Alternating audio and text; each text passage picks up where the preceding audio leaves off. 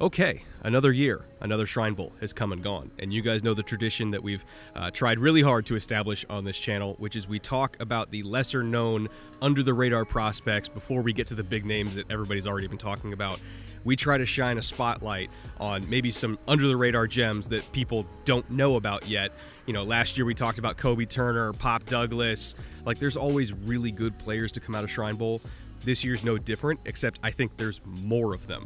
Like, this is the best Shrine roster that I've personally seen, and truth be told, it was really hard to narrow this list down to 5 guys. Like, I could probably talk about 20 to 30, and there's some that I really feel bad about leaving off, and I'm probably going to make it up to them by just doing their own individual episodes this draft season, but had to narrow it down to 5, so I'm not going to waste any more of your time. We're going to get right into it and get to number 5 on our countdown of my favorite under-the-radar Shrine Bowl prospects.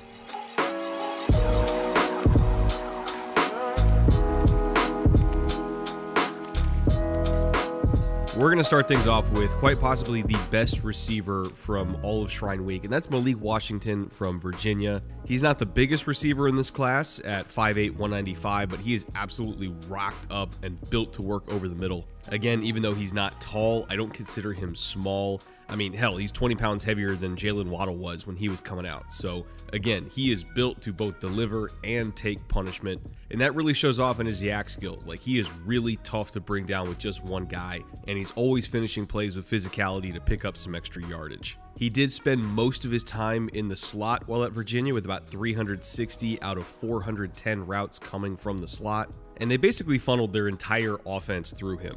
He was first in all of the FBS in receptions at 113, which is insane for the length of a college season. He was also 6th in the FBS in yardage at 1407, which again is insane for the typical length of a college season. Again, they're not working with 17 games like in the NFL. They're working with typically around 12 to 13 depending on the program and how far they go. So he was absurdly productive on a per-game basis, and he was also incredibly efficient as well. He had some of the best hands in all of college football, even in contested situations, which you don't expect from somebody with his size profile, but he had a 95% catch rate, and get this, a 63.2% contested catch rate. A lot of the best contested catchers in the NFL float between 55 to 60%, and he was at 63%. Again, he is built to work over the middle, and his efficiency shows that. He's also a great route runner too, and he really put that on display during the one-on-ones during Shrine Bowl practice week. And so when I look at his total profile, again, I see an experienced fifth-year player who's a nuanced route runner, extreme short area quickness, great toughness, great yak skills, catches everything, has enough body armor to take punishment over the middle. I mean, there's just not a whole lot missing other than, you know, not having like a 6'3" frame, but pretty much everything else is there. I think Malik Washington is going to go somewhere in the top 100 picks, and he's definitely not getting the credit he deserves right now. I mean, it is a loaded receiver class, so I'm sure a lot of people just haven't gotten to him yet, but when they do, he's easy to fall in love with, and I'm confident he's going to be a great pro. Now, on the other side of things, this was also an excellent DB class here at the Shrine Bowl this week, and there were a bunch of great corners on the field, but none more so than Florida State's Renardo Green.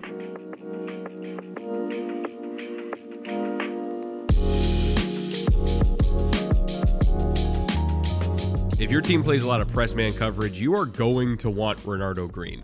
75% of his snaps at Florida State last year were in press man coverage, and he was among the best in all of college football at doing that. He is a pure technician. I'm talking great feet, great hips, great hand placement. Clearly everything very well drilled, well coached. He's extremely deliberate, extremely well prepared, and I got to sit down and talk with him multiple times throughout the week for 10, 15 minutes at a time, and he's already a pro's pro. You don't really have to teach him that much just to get him ready to play in year one. He could go out there and start as a rookie and be just fine. One of the things I love the most about him is that he's really physical, like you want your press man corners to be, but he doesn't overly rely on beating people up, so he doesn't get flagged that often. And that's largely because he also has like legit mid to high 4.3 speeds, so off the line he could just kind of read you down, run with the route, and just play with patience and discipline because he doesn't really have to panic. He always has a speed advantage. As far as production goes last year, he had 17 forced incompletions last year with a 25.8% forced incompletion rate on his targets, which is outrageous. That's the 17th highest rate among all FBS corners with at least 100 snaps, and there's literally hundreds of those. So to be top 17 in that category means that you are elite of the elite, and he did that with more coverage snaps than most of the people that were ahead of him. So not only did he have the volume in stats, but the efficiency was up there even with a larger sample size, which to me means that he had one of the elite coverage seasons in all of college football last year. You also package that with 2 interceptions and only 14 first downs given up the entire year against a gauntlet of NFL caliber receivers, and that is an extremely impressive profile. Throughout his career, he went against both of the LSU receivers that are about to go in the first round, Malik Nabers and Brian Thomas, and played well against both of them twice. He also faced Jamari Thrash and Ricky Pearsall this year, as well as Zay Flowers and Marvin Mims last year. Plus, he also had to go against Keon Coleman and Johnny Wilson in practice every day, so he really never had any days off. We're talking about a plug-and-play starter here, somebody who's going to get a lot of snaps as a rookie because there's not a whole lot to fix. And I think he's going to go on day 2 and probably fairly early on day 2 because of that. Again, Renardo Green, remember the name. He's one of the better corners in this class, but nobody is talking about him. Full disclosure, by the way, before we continue, this video was supposed to come out a few days ago in January, specifically on the last day of the month, because I'm a terrible business person and I always wait to the last minute to do all my sponsorship obligations. It's probably my worst quality, but I am the way that I am. And then I got sick while out here in Texas, so I had to push this back a few days. And Factor was kind enough to give me an extension. So if you're watching this, and you work at Factor, by the way, thank you for that. But if you're also watching this, and you're hungry, and you want a tasty, delicious, convenient meal that can be prepared in only 2 minutes, Factor's probably for you.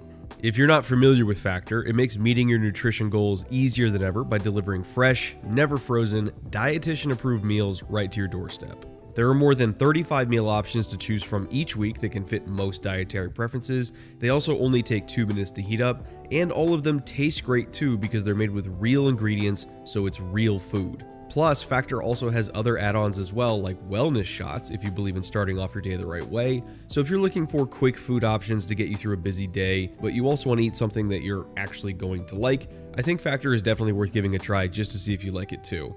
And if you do want to try it out, by the way, you can use my promo code by heading to factor75.com or click the link below. Use promo code FILMROOM50, and that's going to give you 50% off your first Factor box and 2 free wellness shots in every box for life while you're an active subscriber. Again, that is promo code FILMROOM50 at factor75.com for a 50% discount and free wellness shots for life while your subscription is active. Thank you again to Factor for sponsoring this episode. And let's get back to it.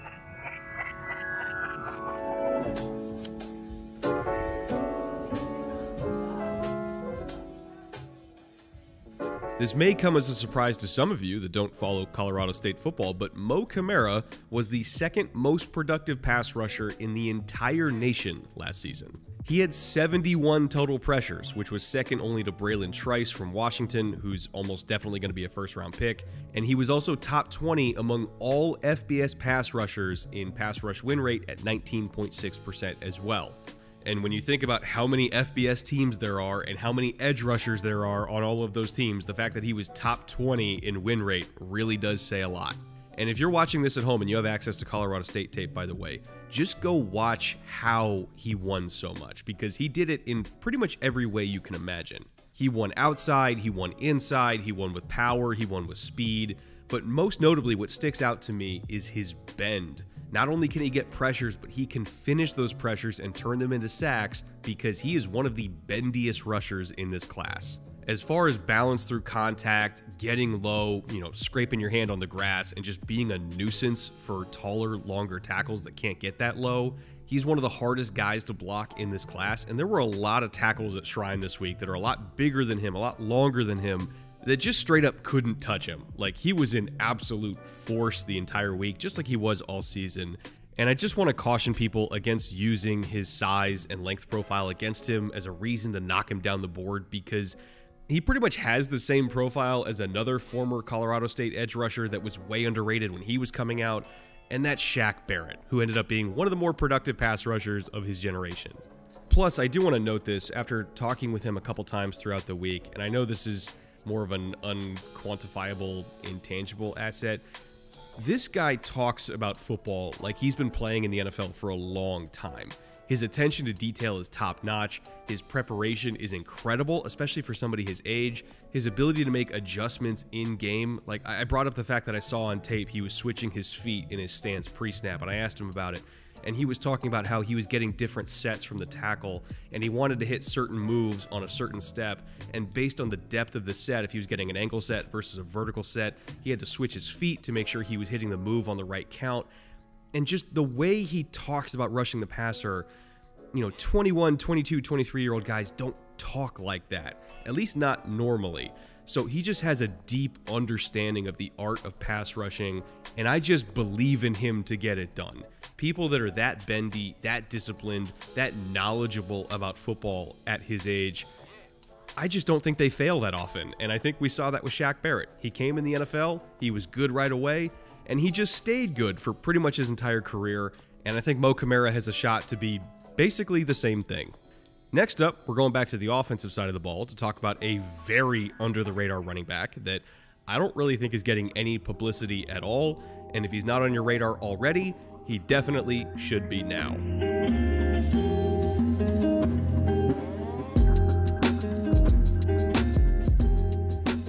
Isaac Guerendo from Louisville, formerly Wisconsin, is a 6'1", 220-pound running back with legit high 4.3, low 4.4 speed, and he has basically no tread taken off of his tires. He did spend 5 years in college, but averaged only around 50 carries per year because of a bunch of split backfield situations with the likes of Jonathan Taylor, and then of course Braylon Allen at Wisconsin, and then he transferred to Louisville for his last season, and obviously split snaps with Jawar Jordan. So again, even though he did play college for 5 years, he doesn't really have that much mileage on the odometer, so he's coming in as fresh can be. He had most of his collegiate carries this past year with 134 touches for 818 yards, 11 touchdowns, a whopping 6.1 yards per carry.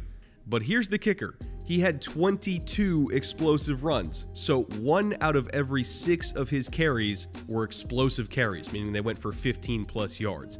So by that metric, he was one of the most explosive backs in the nation, and he wasn't even getting full-time reps. As far as scheme fits go, he is a natural fit for pretty much anything in the Shanahan-style system. Lots of outside zone, lots of inside zone. Those were his 2 most effective runs throughout his career, and he is one of the best outside zone runners in this class. He also is a converted wide receiver, by the way, so he actually does have pretty good route running ability and hands for a running back. They just converted him to running back because of his size. And truth be told, that is a reason why he stayed in college for so long. He needed time to develop a running back skill set. He needed time to learn how to read outside zone properly, meaning how to set up his offensive linemen to have the best possible angles to nail their blocks. He also had to improve his footwork over time, which he obviously did. He actually has really great feet now. And I just think that's another reason why him staying in college for 5 years was actually a really big benefit for him, because now he's coming out ready to play as a running back, which if he came out 1 or maybe 2 years ago, I don't know if he would have been ready for the league. Now, obviously, he is. Ultimately, I'm a huge fan of Isaac Guerendo. I think he's one of the better one-cut backs in this class, and I know for a fact that there were multiple teams that run Shanahan-style offenses that were also very interested in Isaac Guerendo. So if all of them are paying attention to him, you should also probably pay attention to him too. Finally, we're going to finish things off by talking about one of my favorite offensive linemen at the Shrine Bowl this year. This is a very, very good tackle class overall, and one of my favorites in this class happened to be in Frisco this week, of course referring to Garret Greenfield from South Dakota State.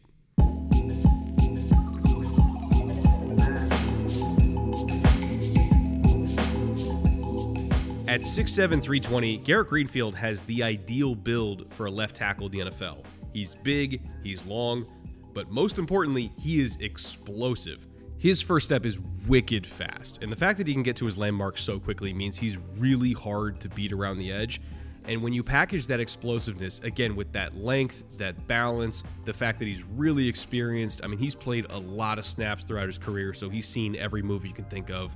He's just kind of a ready-made pass protector at the NFL level. The one area where I think he struggles a little bit is run blocking. And again, for somebody at his height, I mean, typically 6'7" tackles are not exactly maulers in the run game because it's hard for them to ever win the leverage battle. So I'm not going to knock him too much on that because his proportions just make it hard for him to be a plus run blocker. But again, in the NFL, you pay your left tackles for pass protection, and that is what Garret Greenfield can do. He only allowed 10 total pressures last season and only 2 sacks on 376 pass blocking snaps, which is a pressure allowed percentage of 2.7%, and that is elite. For starting tackles, we're generally hoping for around like 4 to 6%, and he was roughly half that. I know that level of competition is going to be used against him, but again, we're talking about 6'7", 320 with an explosive first step. I don't care where he played in college, that is a hard profile to find. This is a quality, potential starting caliber left tackle that you're going to get in like the 3rd or 4th round. And the only reason he's even going to be available that late is just because this tackle class is insane and there's like 15 of them that are going to go in the first 3 rounds. In most other years where the tackle class is not as deep, he would be a lock for a top 100 pick. And he certainly would have been on everybody's radar by now, but it just so happens that he's in one of those special years where he might slip through the cracks. Either way, I think you should absolutely pay attention to Garret Greenfield. He's very talented and very worthy of your attention. All right, that'll do it for me this week. I just want to reiterate, by the way, there's a lot of really good players at Shrine this year. Just because they didn't make it onto this list doesn't mean they're not going to go in the 2nd, 3rd, 4th round. There's just too many guys to talk about. A few of the names that I wanted to highlight today, but I didn't get a chance to. Christian Boyd, the defensive tackle from UNI, he's an absolute badass. Like, he's going to be one of my top DTs in this class. Aneem Donkwa, the tackle from Howard. I really want him to go to Jeff Stoutland University and just be like the new Jordan Mailata. Let's see. Solomon Byrd had a great Shrine Bowl. He was absolutely kicking ass. Cornelius Johnson, Rabbit Taylor Demerson from Texas Tech. There's just too many. There's too many guys to talk about. But that's what future videos are for. So if you like this kind of stuff and you want to hear about more under-the-radar draft gems, like, subscribe, comment, do all that normal stuff, and we'll try to make more of these in the lead up to the draft. But with that, it's like 11:30 at night. I'm going to go to bed and then wake up in a few hours and catch a flight back to LA. I'll see you guys soon.